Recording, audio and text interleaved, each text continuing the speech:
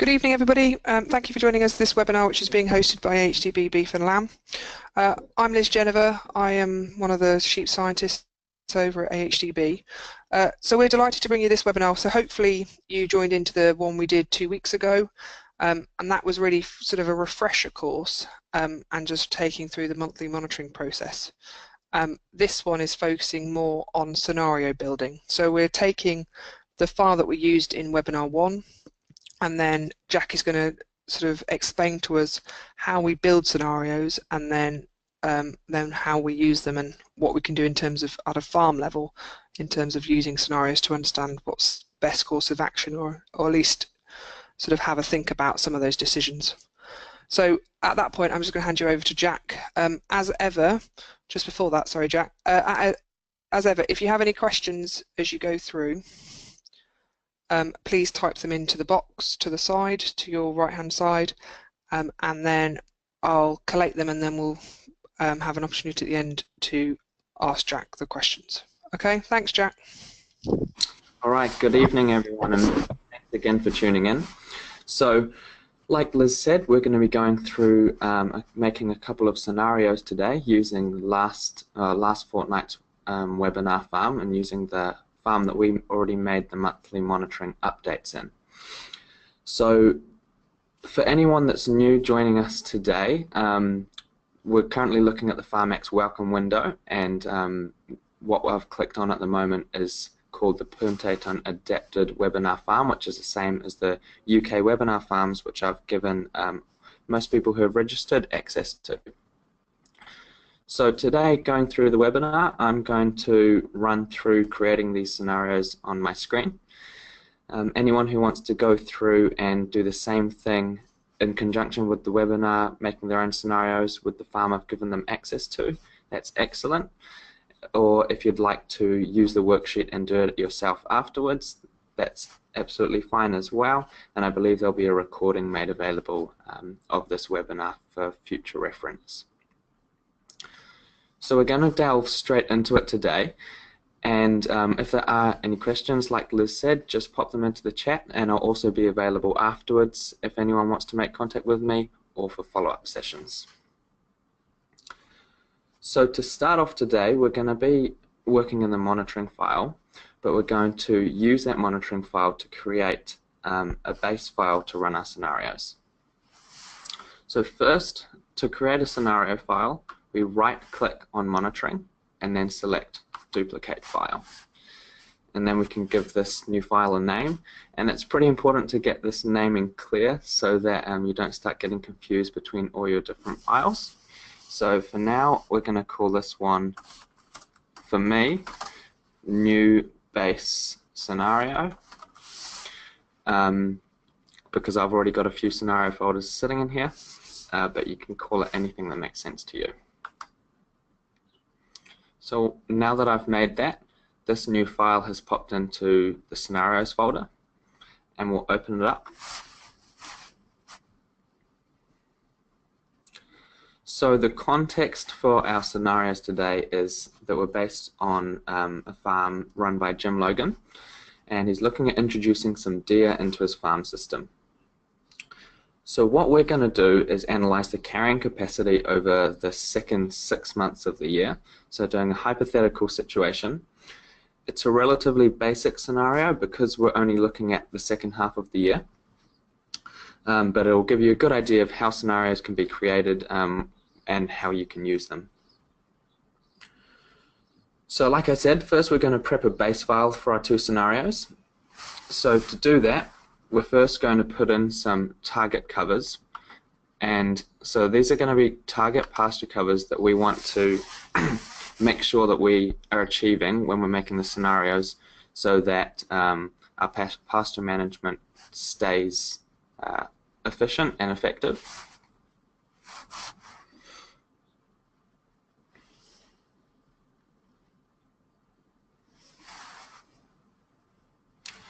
And then what we'll be doing with the 2 scenarios, the first scenario, those of you who have your worksheet, is creating a deer enterprise by buying 1-year hinds, and the second scenario is going to be removing our trade heifers and buying pregnant 2-year hinds.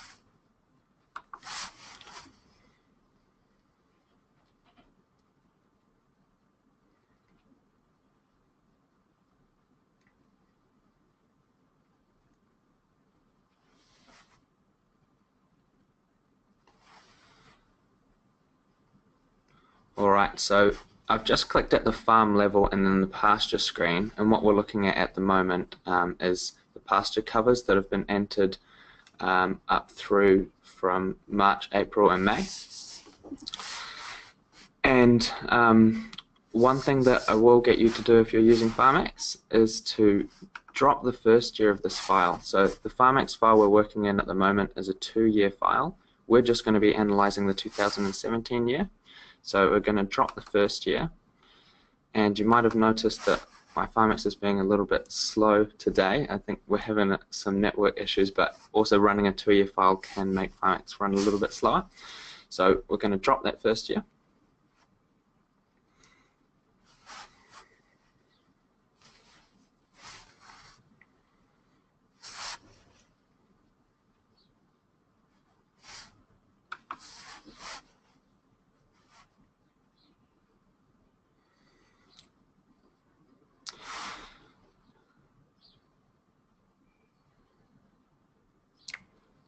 So with my screen going a bit slow here, I'll talk you through the next stages and then I'll catch up to you.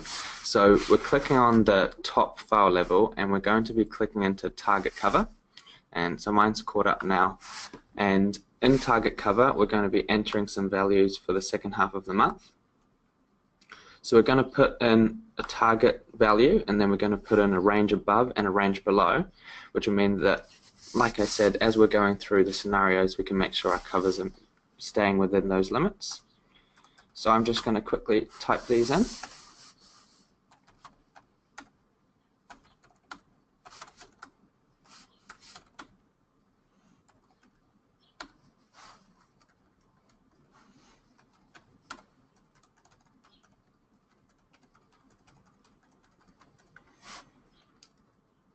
And you'll see that up on the screen we're getting this, the green target curve and the grey shaded area, which gives us the range that we want to be sitting within.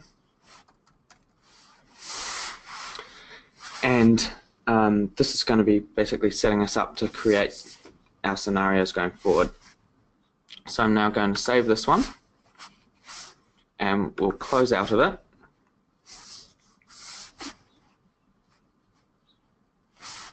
And hitting the open button again. Now that we've got our new base scenario set up and ready to go, we can duplicate this file and we're going to make our first scenario, which is buying 1-year highs.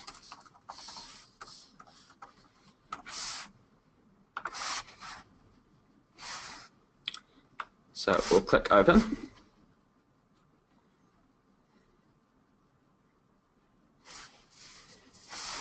So while we're running through this, we're going to keep the pasture screen popped open because we want to be making sure that any changes we make are staying feasible and staying within that target range that we've set up. So we're going to click on farm level, and once farm level opens up, we're going to click on the pasture screen and pop out that pasture cover curve. So that's done by clicking this little arrow in the top left-hand corner. Once I've popped it out, I can resize it. If you've got 2 monitors, you can pop it over across into your other monitor. Otherwise, we usually put it somewhere around here. And now we're going to have a look at getting some deer. So to add a new type of enterprise or a new type of animal, we right-click on farm and then select new enterprise and deer. And this gives us our enterprise heading. Once that's been created, and once mine loads, we'll be right-clicking on deer, and we'll be selecting a 1-year deer mob, or 1-year hives.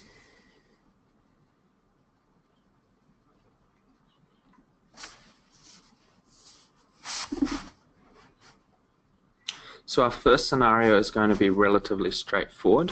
All we're doing is adding on some hinds, purchasing them and figuring out how many we can purchase while looking to stay relatively close or within our target range for the pasture covers. So doing this, what we have decided that we're only going to be purchasing between the months of June, July and August, so we can enter in some different purchase values and figure out what is going to be the optimum staying within the carrying capacity. So I'm currently in the 1 year Heinz mob, and I've clicked on the numbers screen, and now in the buy column I can start entering in some values. So I'm going to purchase 10 of these animals in June. Now that I've entered it, you'll see that on the left hand side we've got the opening value for the start of each month. So these animals have been purchased at 5 months old in June, and we've got the event screen which is just loaded underneath here. So this event screen allows us to change the live weight of the animals, the actual day within the month that we purchased them, and some of the overwrite sales figures as well. So those of you that weren't tuned in last week, Farmax will be pulling these model values from the schedules or beef and lamb prices database. That's one that's using AHDB data based on currently the 2016 year, but soon to be updated with the 2017 data. So this gives you a good starting point. There's modeled information, but you can also enter override information if you've got exact values for what purchases or sales have happened on farm. So for this one, I'm just going to move the date forward to the middle of the month, and then we'll look at purchasing some more deer in July and August.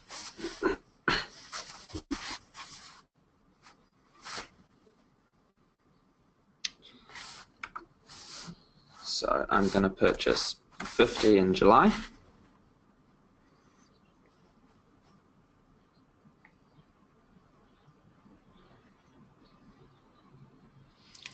And anyone who's using Farmax at the same time can have a play with some different numbers and try and figure out the optimum amount.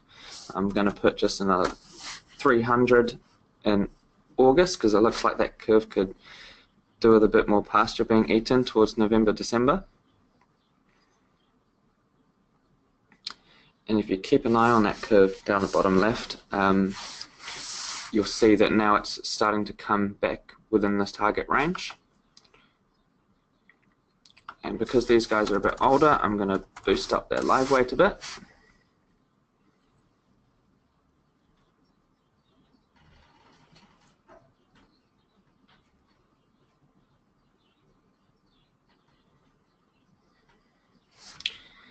And so that gives you a bit of an idea of where we'll be going in, entering in purchases, and then we're watching the pasture cover curve until we can get it within that target range. So those of you doing this yourself, you can take a bit of time and see if you can get that last 2 months of the curve tidied up as well. But for here, what we'll do is we'll have a quick check through the mob and make sure the rest of the properties are right, and then we'll move on to our second scenario. So we want to click into the performance screen, make sure that our deer are putting on enough weight. Looks like they're stagnating a bit in December at the moment, so we're going to say there's actually plenty of grass around that time by the looks of it, so we're going to pop on a little bit more weight. So the performance screen, for those of you that weren't tuned in last week, at the top of the performance screen we've got the feeding. So this is showing us how much pasture the mob that we're currently looking at is eating, and this is in kgs of dry matter per head per day. This middle screen is our live weight screen, where we can see the actual kg of live weight of the animals. So this is an average live weight, and this here is the body weight gain, which is in kilograms per day. And again, we can see that pasture cover curve at the bottom. So we've now brought in some 1 year Heinz, and from here we're going to save the scenario file. So I can close the pasture cover curve, save this one, and we'll look at creating our second file. So I'll close out of this one for now. And that was a relatively quick little scenario, but most scenarios that you do run will be quite straightforward, because when we're making new scenario files, you don't want to make too many different changes all at the same time. It's good to make 1 or 2 changes per scenario, and then perhaps after you've made those 2 changes, build on from those. The reason for this is if you go straight in and change 4 or 5 different mobs and some different feeding and get some interesting results, it can be sometimes difficult to figure out which change gave you those results. So by doing one little change at a time, especially at this stage, we can identify exactly what was giving us the beneficial or the negative result. So what we're going to do now is create our second scenario file.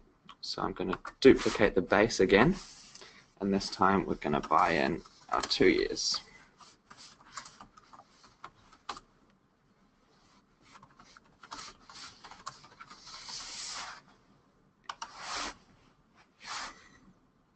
And this file is selected, highlighted blue, so we can click open.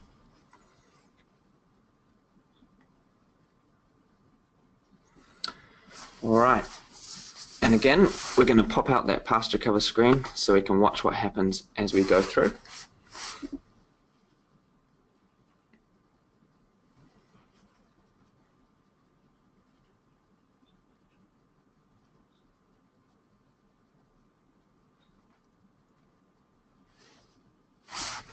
So we're clicking this little arrow up the top left again, resize the pasture screen and pop it in the corner. And the first step we'll do this time is selling those trade heifers. So we're going to open up beef, and so you'll see in this farm we actually have quite a large number of different mobs, probably a little bit more than the average, but it's always a good way to split it out if you can, if you do have multiple different types of animals on farm. So for this one, we're going to be selling all of our trade heifers, and we're going to sell them all in June. So at the moment, the sales are, some of the sales are occurring later in the year, and some of the animals are staying on farm. But instead, we're going to sell the full closing number in June for each of these mobs.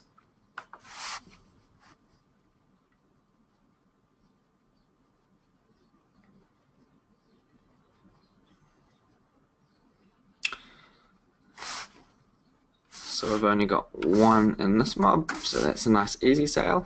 And you'll see, like when I was entering in the purchases for the deer, when we enter in a sale, a little event screen will pop up down the bottom, which will give us more information in terms of which animals that we're selling, and whether they're the heaviest, the lightest, what weight they are at that stage, and also the buy and sell prices. So I've just popped that up here now. So we've got the date. If we were only selling part of the mob, we could select whether it was the heaviest animals or the lightest animals, or a random selection of animals that we were selling. And we can obviously select how many we're selling with the model information coming up here and the opportunity to enter overrides on the right. So we've now sold those trade heifers. Next step is getting in some deer. So following the same step as last time, we're going to go New Enterprise and Deer. Once that's loaded up, we're going to right click on deer and then this time create 2-year hinds.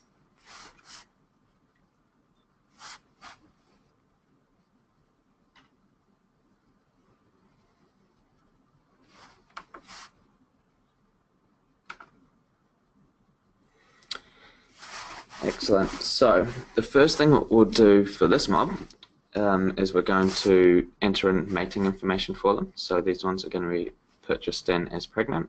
This is going to give them a bit of a higher feed demand requirement, and so it's likely that they're going to be eating more than those 1-year hinds would, but that's also going to be offset by the fact that we've sold some of these trade heifers. So we've clicked in 2-year hinds, we've clicked mating, and now I'm going to select new mating.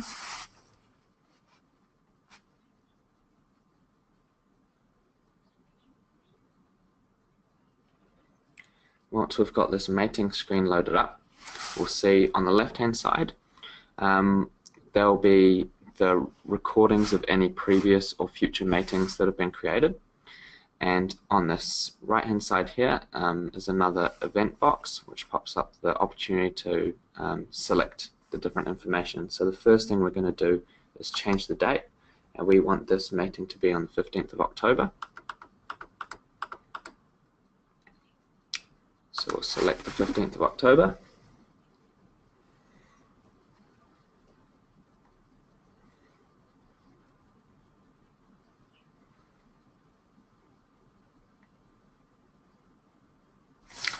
Once we've done that, the model pregnancy percentage is currently at 90%, and we're going to pop in an override for this one and say that it's actually 95%.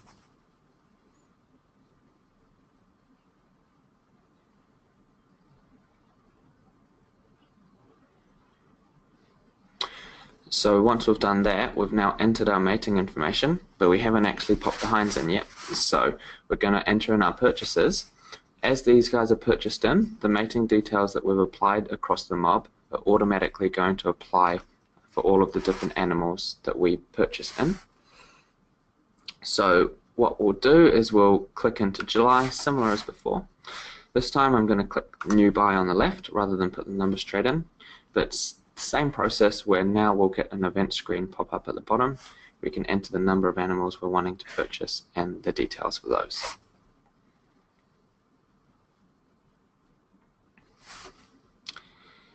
So this time we'll purchase 75 in July, and the date's currently set at mid-July. The other thing that you'll notice with these event boxes for any purchases, sales, deaths and transfers is this top right hand corner gives us a graph of the live weight distribution of the animals that we're looking at.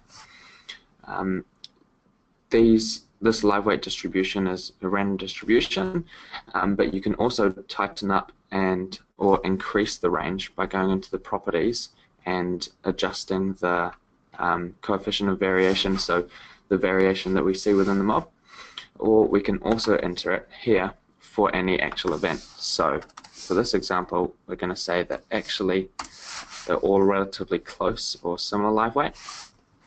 By doing this, the live weight range will shrink right up, so instead of having 120 and 190 kilo hind in this mob, it's going to decrease the range that we're seeing. So that's tightened it up to between 130 and 170 kilos instead.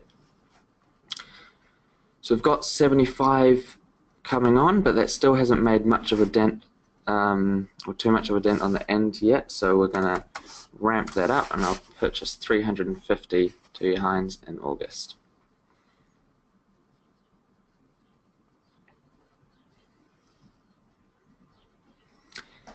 Again, going through the worksheet by yourselves or going through your own Farmax, I'll let you have a play with this, try and tidy up the values, either using the live weights or using different purchase dates to get it as close within that target range as we can.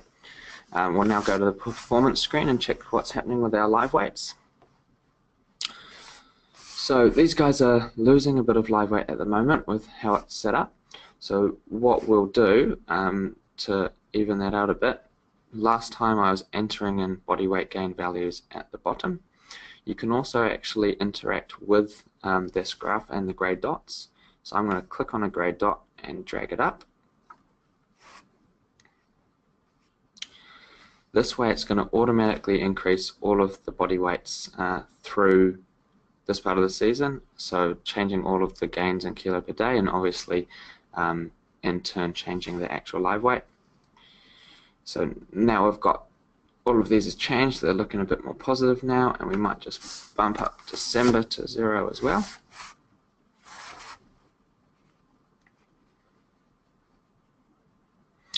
And how I've got it set up, if we're looking at the little pasture cover screen down in the bottom left, we're staying in the target range for most of that season now. Looks like November, December's creeping up, but we get back into the target range, so we'll leave it how it is. And we've now already created 2 different scenarios. So our last step, and actually already one of the last things we'll be doing as part of this webinar today, is looking at doing compare reports. So I'm going to click on Open, and we've already got our buying 2-year hinds file open, and this time we can now also select Open for the 1-year scenario that we'd already made. And now you'll see on the left that we have 2 different files that have been created. So we can still operate these files as if we only had the single one open. We can still open them up, we can make any changes and edits to the animals, and we can also look through them and through the reports. But the additional advantage with opening up 2 farms at the same time is that we have this new level at the top here, which is the all farms level. So with the network being a little bit slow, the compare reports do take a little bit of loading sometime. But we've now clicked on the all farms level, and we'll see here when we've clicked on all farms and properties, we can just check that we are comparing files that are in the same year. Now going to click into the profit and loss statement, and so all of these orange highlighted reports here are the compare reports. So what that will do is show us a direct comparison for a whole heap of different types of data, and that's financial and physical information, and we'll be able to see the exact differences between those. So for example, we can see the biggest changes here in our DIA. So we've got the sales minus purchases values, which are relatively large, and a little bit of change or difference in the beef revenue with selling some of our trade heifers. Looking down at the bottom line, we can see that the buying 1-year hind scenario currently is leaving us with an extra 90,000 in pocket, and well, 83,000 in pocket, and that's probably associated with the fact that we bought quite a few more 2-year hinds. They're a bit heavier and a bit more expensive. Obviously, just the last 6 months of this year, it's not giving us a great overall picture of financial feasibility, but it is telling us what the costing might be or what the difference would be for just the end of the season. We can take a look at gross margin reports, which again is more financial information, or we can move along to some of the physical information. So we can take a look at the cover, and we can see that it looks like the amount of 2-year hinds we bought was slightly more, have slightly higher energy demand than the 1 years. And we can also start taking a look at a whole heap of other different information, such as what impact we've got on the level of demand on farm by buying in the DIA, or there's some overview financial information and conversion efficiency and so on available. So without talking through all of these different compare reports, hopefully this will give you a good idea of how you can create a scenario and then go in and compare them. The other thing you might have noticed down the bottom here is combined reports. So the combined reports actually add together or sum any files that we have open. So if you do have 2 files that you want to create, or if you have a farm that you want to create in 2 separate files, you can then amalgamate them here. And so this is just adding up our 2 files, so it doesn't make sense in this situation. But if you wanted 2 separate farms with 2 separate pasture covers, and then you wanted to check out the financial performance or physical performance of them together, this is where you can go. So what we've done now is we've made our scenarios, and we've gone through one example situation of a scenario. Often what people will do when they're wanting to make farm scenarios is be creating long-term scenarios, which is giving us, as the name suggests, a more longer-term perspective of opportunities in the farm system, the feasibility and the sustainability. But by doing this, it gives you a good idea of how scenarios are created. We're actually going to add in one more scenario which isn't in your worksheet, and we're going to do a quick drought scenario. So I'm going to close these farms, and they're already saved, so I don't need to save them again. We'll go open. Now this is actually similar to what we did at the end of the last webinar, but we're going to quickly go through how to make different types of scenarios. So I'm going to duplicate this one and call it drought scenario. Oh, and I have already got a drought one there, so I probably should have named it something different. But that's something that you'll be able to do. So I'll click open on this one.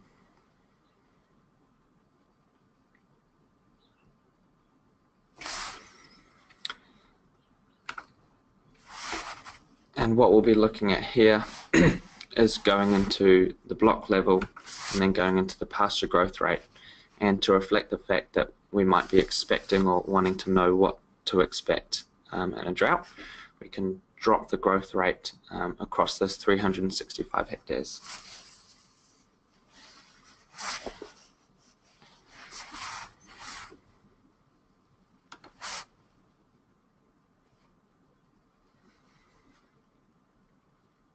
At the moment, because I've started off with the monitoring file again, what we've got is a 2-year file. So the other thing that I'll look at doing here, because I just want to look at the 2017 year again, I'll look at dropping off that first year through the tools menu once this is loaded up.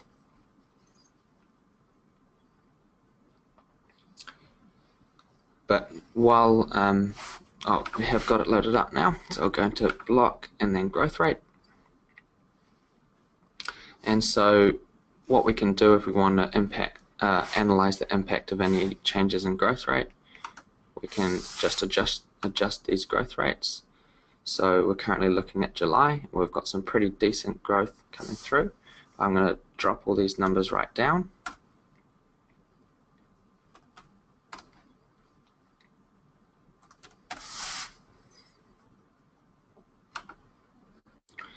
And by doing that, we can then click on the farm level and see what the impact was.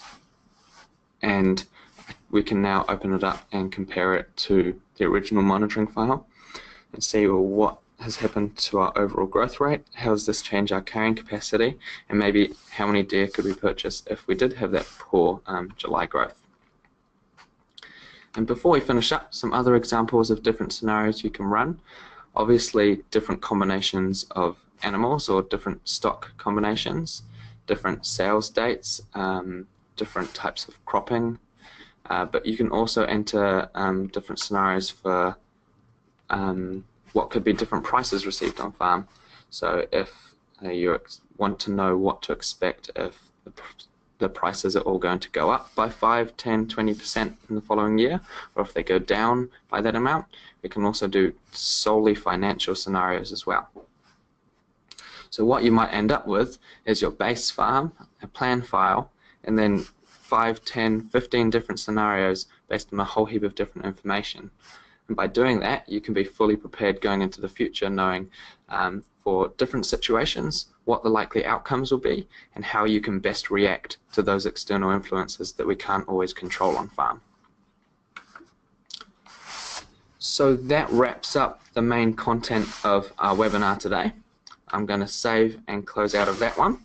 So like I said, it's relatively short webinar today, going through just the basic scenario creation. If we have any questions, I'll be more than happy to go through those, and it's likely that we'll finish up a little bit early today, and I'll be looking forward to running another webinar in the future. The last thing I'd like to say is thanks again to AHDB for running the webinar, and also to Jim Logan for letting us use his farm as a case study and going through it as the topic for our webinar today.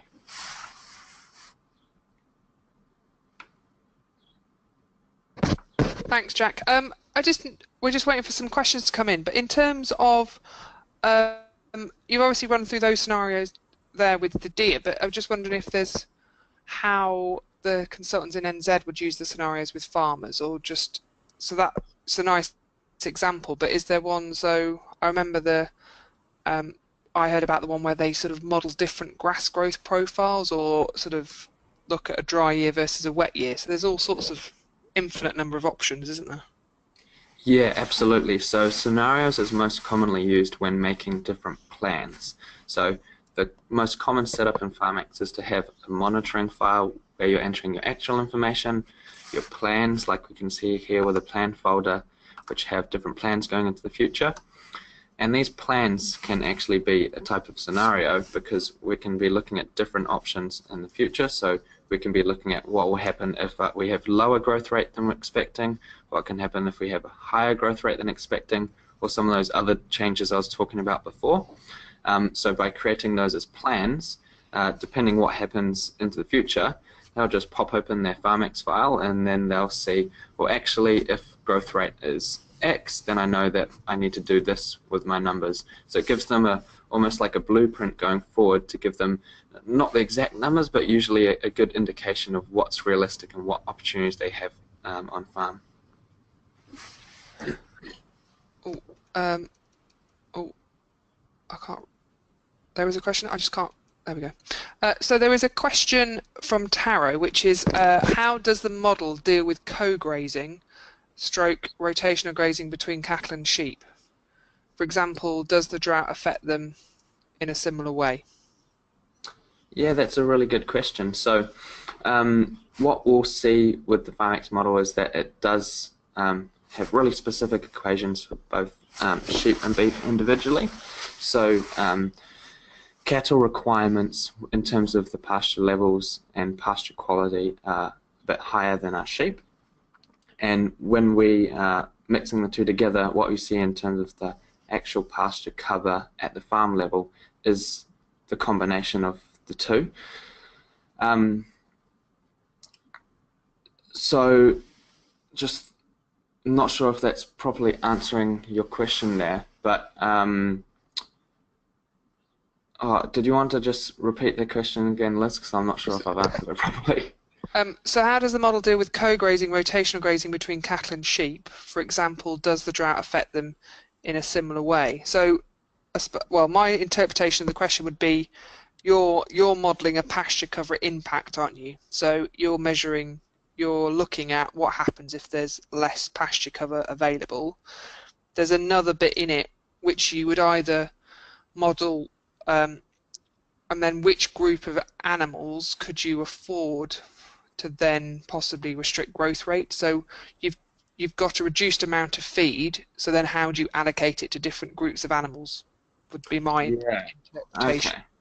And so that actually would probably start falling into what I was talking about before, where at the moment, with Farmax, you have the single pasture cover level based on the farm level, but you can split up your farm into different blocks, and those blocks will have different growth rates. So if you're running different animals on different blocks and you want to be able to check the pasture covers for those, you'd actually create two different Farmax farms.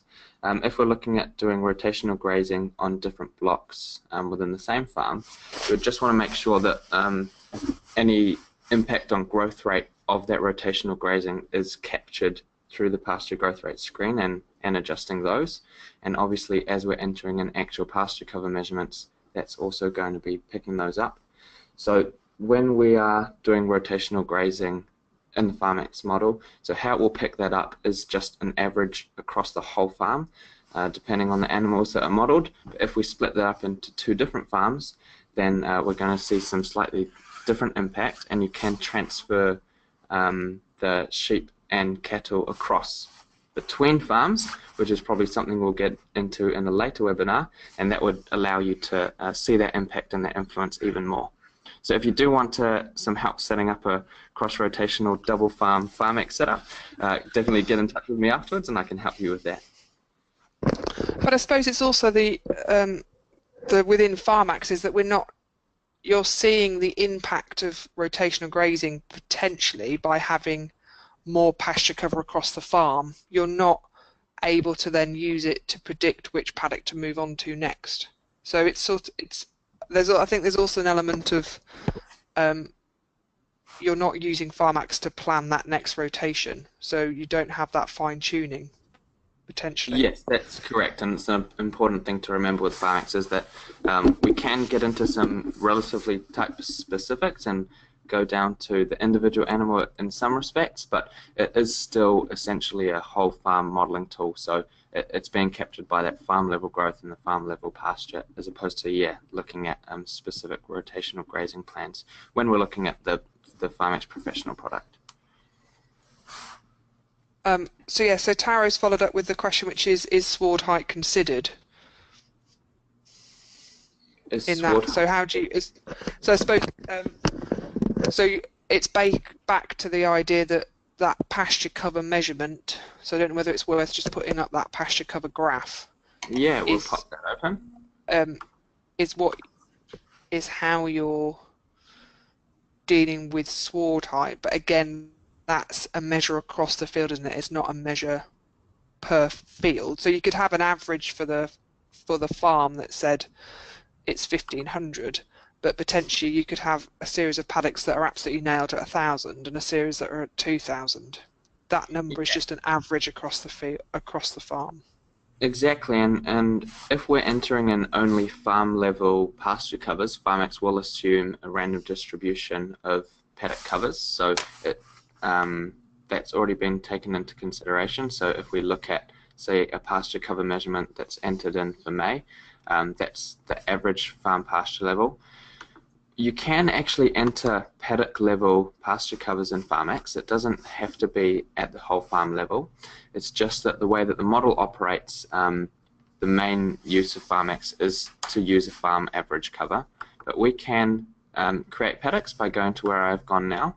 So if you click New Measurement and then select Calculate, you can actually enter in the different paddocks, or should probably be fields, but this might not necessarily be each individual field, but it might be different separate parts of the farm. So we'll call it Block 2 and across the road. And so we can give these areas, and then we can, once we've done that, we can assign them with a block, assign them with the area, and when we enter covers, Farmax will then calculate the average cover based on the different paddocks or blocks. So when we're doing, in terms of sward height and doing our pasture covers, you can actually split it up by the field as well, as opposed to the whole farm average. But essentially what Farmax will be using for the budget is the farm average anyway. So just,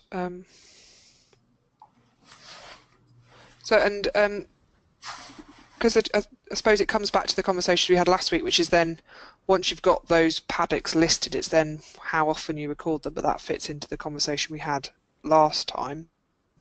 But in this, so I know this is a scenario, but if I suppose we were using your examples of farms who are suffering from drought, would they increase in the frequency of pasture cover measurements to improve the accuracy of this model?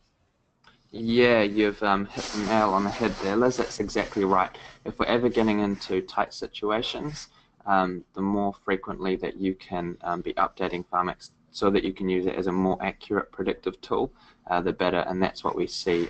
Getting into any of those crunch times of year, or into any uncharacteristic weather events, that's when we see the Farmax use really ramping up, because it is going to be a useful tool to figure out what different options there are going forward.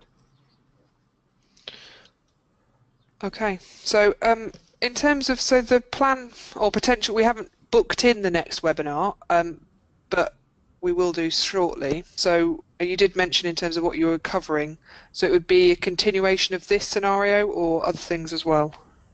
So what we'll be doing, we'll have a few weeks break, and anyone that wants to get into modeling their own Farmax farms at that time can get in contact with me. We'll be then starting off with a new case study and some new different webinars. So one of them will be an advanced webinar, which will be going into like high-level scenario analysis and converting files from short-term to long-term and that kind of stuff, which will be a bit of a longer webinar. And we'll also do one or two simpler webinars again based on more new startup Farmax use. So there'll be a couple of different options there depending on your level of experience with Farmax. And certainly in what we've done previously, when we did it probably what 18 months, 2 years ago, was if someone wanted, if they had their own farm modelled, and then we could use that one within a webinar. So it could, we've did it quite well where it's sort of a double act between the farmer and yourself, and just allowing them, basically playing with their model, so it just feels quite real for that person. Yeah, absolutely, and that'll certainly be another option that we'll be able to open up in the future too. Okay, perfect. Thank you very much, everybody, and we will be in contact about the next ones. So we're probably looking into November, aren't we, really, for those next couple? Yeah, absolutely. Start of November will probably be the next set. Ideal. Thank you very much, Jack. Thank you for people for attending, and we will see you next time. Excellent. Thanks again, everyone. Thanks.